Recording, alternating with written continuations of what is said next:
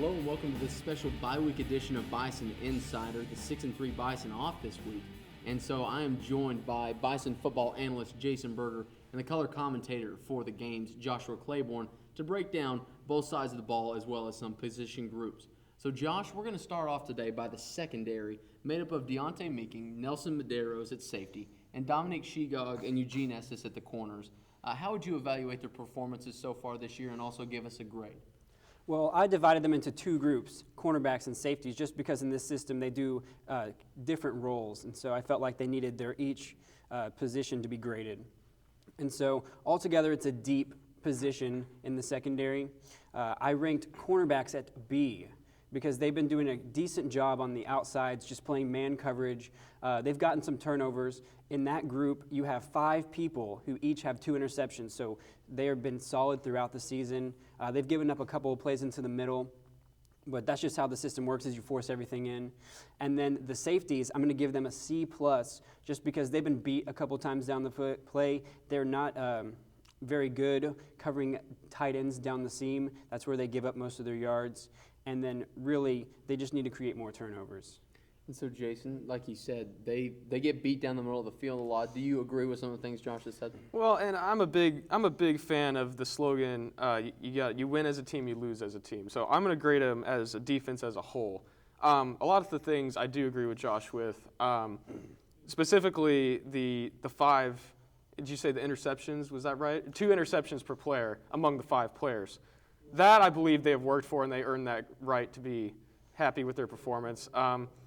Quite honestly, though, in my opinion, there is no excuse for the 1,940 yards given up on the season so far, though. These are fast, strong athletes that have played football since they were little kids, and they're capable of making big plays that just aren't happening all the time. And quite honestly, I don't know exactly what the issue is with the corners and the safeties, but they need to fix 2 things, which is the man-to-man coverage, and their overall defense as a whole. We're going to move on to the linebacking core now. So moving on from the secondary, linebacking core, Tyler Day, Bryson Betty, Brendan Pitzer, and Levi Jennings. This time we'll start with you, Jason, and what are your thoughts on that linebacking core and that 3-4 defense? Well, quite honestly, I think they're doing a heck of a job. Honestly, I believe that this linebacking core is the rock that's holding down this defense so far. They've had... in 9 games, they've only allowed 9 touchdowns, and so it's pretty much just been locked down. Overall, defensive-wise, I give them a C+, but the linebacking core is the reason for the rock of the defense. Now, Josh, what are your thoughts on this talented group? Well, I believe this is the heart and soul of this defense. And so I gave them a B+, just because these are a lot of good, explosive playmakers. And they're in blitzes, they're back in coverage, making great plays. Bryson Betty, 2 weeks ago, had a 89-yard interception return that would have counted but was called back for a holding penalty. So you got great explosive playmakers who know where the ball is and love to find the ball. Obviously, that linebacking core is great, but they can't do the things that they do with bringing blitzes without that defensive line. So, Josh, we'll start back with you this time. You have Gage Weimer, Ed Morgan Jr. in the 2013 All-American, Kimes Gilbert at the defensive line in the 3-4. How do you evaluate them? I decided to give them a C-, and this is why I wasn't so hard on the secondary, giving up all those yardage, is because throughout these 9 games, they've given up 21 sacks, but if you exclude 2 games against opponents who are 1-8 and 0-9, then they have 7 sacks throughout the rest of the games, which is about 1 sack per game. And so they need to get back into that, into the backfield and get that to that quarterback and make some disruptions happen.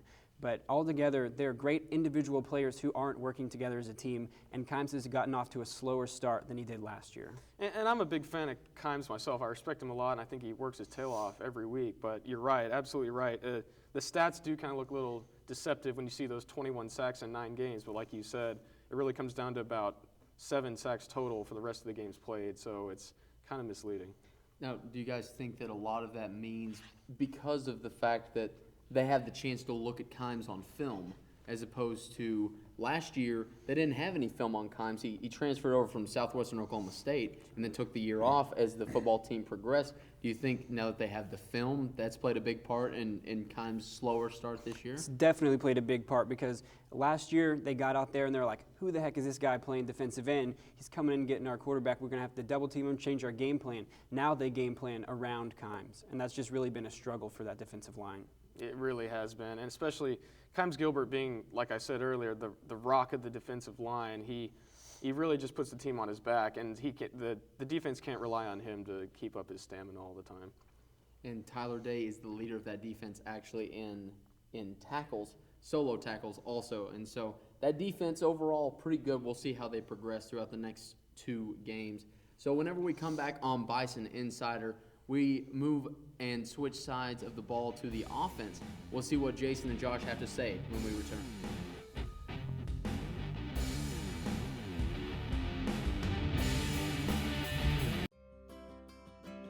Arthur Sasse, Charles Evitz, Annie Leibovitz, Ansel Adams, Joe Rosenthal, Alfred Eisenstadt. Iconic photographers use iconic film.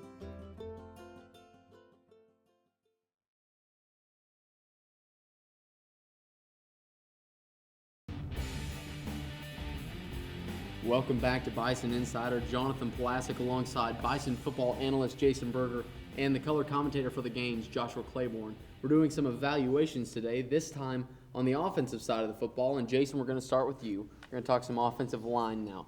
Zach Clark, Brandon Garrett, Mike Myers, Mark Knapp, and J.T. Ketch, the starters. How have you evaluated them as a unit through 9 games? Well, I mean, they're a pretty tight-knit group, and they are a very veteran offensive line, I think, also. They have a lot of power up front.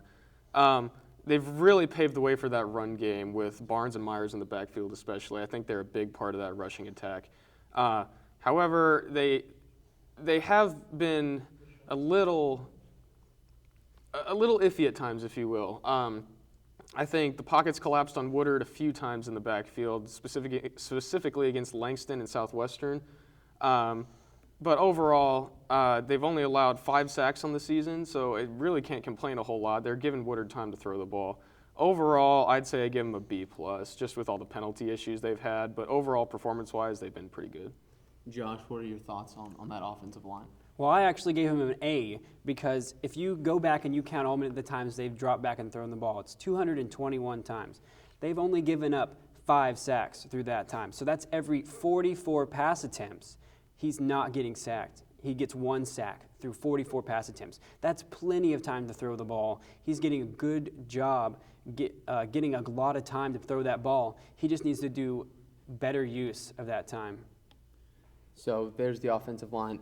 They've run the ball more than passing in every single ball game this year, and so just that stat alone shows you how much they depend on that offensive line. Right. So moving on to the outside the offensive line, the receivers, Nico Simmons, Eric DeLay, Alex Lewis, and Derek Sorowski, who is hurt right now, and also we've seen Joe Shaw get in there with a couple of touchdowns. And so, Josh, how have you seen this receiver group mature throughout the year? Well, I've really loved to see Nico Simmons mature. He leads the team with 40 receptions. And the next guy on the list is Derek Skorowski with 15 receptions, and he's been out for 2 games. So he needs to have the other receivers step up and just start making plays. But overall, I decided to give the receiving core a B-. And if it wouldn't have been for Nico, they might have been gotten a C-. Jason, what are your thoughts on that group on the outside? You know, like Josh said, they haven't got a whole lot of touches due to just Woodard's decision-making and offensive play calling by Jensen. But overall, I think they're doing a heck of a job. Like you said, Nico had 40 receptions. He's catching the ball downfield well. But what people don't tend to notice is if you watch Dawson Myers run off the edges, what people don't notice is that those receivers are blocking downfield, opening up lanes for him to run. And I think that's part of the reason for the rushing attack success also. So those receivers aren't getting enough credit. I give them a B+ personally. B+, and what'd you give them there, Josh? I gave him a B-. Okay, so right around the same in that B range. So now we're moving on to the big money players, as they say, the backfield for the Bison. 4 great running backs. Jordan Barnes, the leading rusher in the Central States Football League, Dawson Myers, Stephon Turner, and Jake Ellis.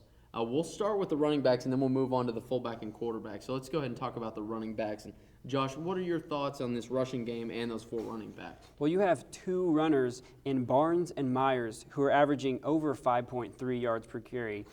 Dawson Myers at 7.3. And so really you have an 800-yard rusher in Barnes because he gets most of the carries, but then you have a nice change of pace back with Dawson Myers. And not to mention, Stephon Turner is absolutely incredible coming out of that backfield for receiving yards. So he's really good on passing downs. Jason, what are your thoughts on that backfield? Backfield, personally, for me, I got to give Jordan Barnes some credit. Again, I haven't always agreed with Jensen's play calling, even though I respect him a lot. But Jordan Barnes seems to really grind and grunt out every single yard that he earns. He usually runs in between the tackles, very good at picking up first downs and second and short, third and short situations. And Myers, honestly, I think Myers is our heaviest weapon. He averages 7 yards an attempt with 12 touchdowns on the season. He's OBU's leading scorer. I mean, I don't think that can go unnoticed. And I personally give the running backs an A+. A+ for the running backs. That backfield is just dangerous whenever they get Stephon Turner on those wheel routes, like you said, Josh. They also like doing wheel routes with Connor Kinsey. Connor Kinsey, the fullback. And how would you guys evaluate his performances throughout the year? Jason, what are your thoughts on Kinsey? Well, Kinsey to me has just been a workhorse, really. I mean, and that's what the fullback position is. It's just a position to go open up holes, a very selfless position. I think he's done a great job so far. Running inside the tackles, I think, has been maybe somewhat of an issue this season. I don't know if that's his responsibility or not, but I'll give him a B+ for his effort. Well, he is the leading blocker for this running attack that has 20 touchdowns on the season. So they're doing, and that's just between the leading 2 rushers. So Connor Kinsey is doing a great job of just opening holes down the field, like you said, Jason. That Bison offense is run through Blake Woodard. And so now's the time that we can evaluate, kind of look back at Blake's performances throughout 9 games. Like we said, the Bison are 6-3, and the records don't necessarily weigh on the quarterback's shoulders. Right. It's not about one player. But how would you guys evaluate Blake Woodard's play through 9 games? And Josh, we'll start with you. I gave Blake Woodard a B-, and here's why. Because they have started to use him more heavily in the run game, and his decision-making has suffered in the process of being more exhausted by running down the field, and he just hasn't been as accurate down the field as he was in the early games. He started with about a 60% completion percentage, and now he's just slowly been decreasing, and he's now at a 56%. He's thrown more interceptions on the year, but he has had a more hard schedule as it's come down to the final games. But really, he's done a good job at running the ball, just not as effective as he needs to be, because right now he's averaging 3.2 yards per carry, and he's got to be more effective to open up more lanes for the other running backs. That's right, and I agree with you 100%, Josh. Blake Woodard is a passing quarterback that is having to run in situations that he shouldn't have to. And quite honestly, however you feel about him or not, he's an all-around good quarterback. He can throw the ball downfield. He has proven that he can make big plays. It's just up to him now to really step up and make those plays count in big situations with homecoming coming up, the last few games of the season. I got to give him credit. When he does run, he does seem to pack quite a punch. During the Langston game, he took out the outside linebacker in the 3rd quarter. He is a weapon that we can use. We just need to give him more of a shot and let him utilize his God-given tools. I give him a B+. A great physical talent at quarterback, like you guys said. Pretty effective passer, but yeah, a great threat to run the football. So overall offense, now we're going to round everything out with the grades. What do you guys give that offense all around? Jason? I'm going to give him an A-, and the reason for that being they're averaging 43.3 yards a game. Despite their 2 conference losses, I still think that is a unnegotiable stat and that needs to be recognized. So I give them an A-. A-. Go ahead, Josh. I give them an A- as well, but I feel like there have been games where they just have failed to show up, and that's the only reason that the grade has not been higher. Yeah, that tough loss at Southwestern Assemblies of God down there in Texas kind of started off that 0-2 start. Then they had a tough game here at home against Langston. There are 2 games left on the conference schedule. Bacone at home next week for homecoming, and then Wayland Baptist on the road to end the season. Now, Wayland Baptist, their passing attack is a lot better than their rushing attack, but they're not doing so swell in the conference play either. So what do you guys expect out of these final 2 conference games against Bacone and Wayland, Josh? Well, over the next 2 weeks, they're going to be playing a combined record of 5-11 by those 2 teams. So I look for them to just come out, play their best football. They have a great week to prepare for a tough conference opponent. And so I expect them to just use this week and hone their skills and come out and do what they do best. Jason, what do you think these last 2 weeks hold for the Bison? Well, I think with Bacone coming up, they gave them a good game last year, and so I don't think there's going to be any reason why they shouldn't do that this year. It's going to be a game where the Bison are going to have to show up, obviously. However, I do think it's manageable, and with the added pressure of homecoming, it'll add a little more motivation to the team. So I think they can pull it off. I think they should finish the season with these next 2 games as wins. They're going to go down to Wayland for the last game and go into next year with a winning season. So if they do end up winning those last 2 games, they'll end up 8-3.